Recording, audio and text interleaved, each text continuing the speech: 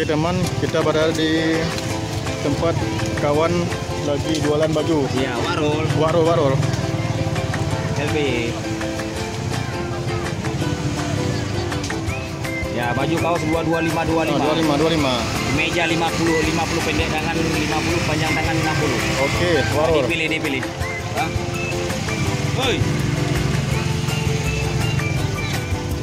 Hari ini lumayan ramai juga teman. Hari Minggu di Kota Pajar.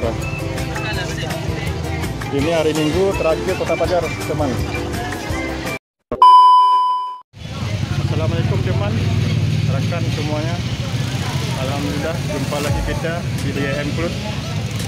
Hari ini 28 Ramadan. Hari ini hari Minggu di Kota Pajar. Akhir terakhir Minggu Kota Pajar, rekan semuanya. Kita foto-foto di hari Minggu Kota Pajar. Ayo kita lihat sama-sama hari Minggu hari ini. Oke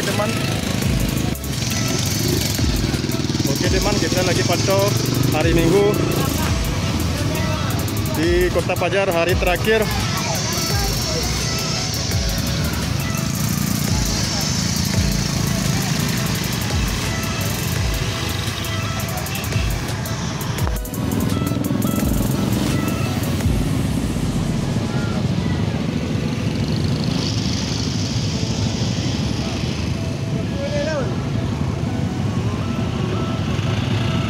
Oke teman, kita berada di tempat kawan lagi jualan baju. Iya, warul. Warul. LB. Ya, baju kaos 25. Meja 50 pendek tangan 50, panjang tangan 60. Oke, warul. Dipilih. Hah? Woi. Hari ini lumayan ramai juga teman. Hari Minggu di Kota Pajar. Ini hari Minggu terakhir Kota Pajar teman. Dipilih.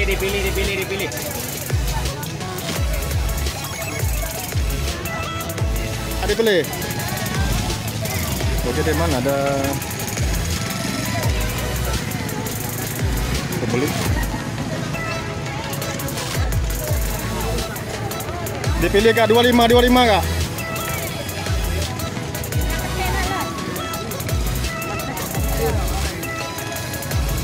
Pembeli ini.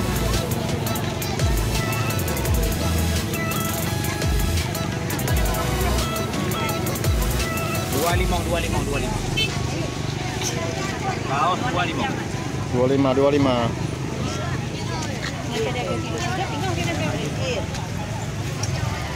Biu kak 25 kak. 25. Oke teman, sekarang lagi ada pembeli.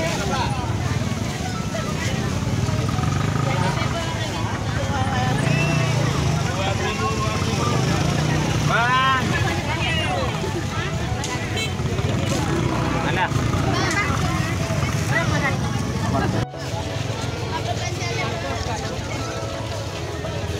Oke teman, kita lagi pantau-pantau lokasi orang jualan sandar. Ada jual baju, ada juga markun teman.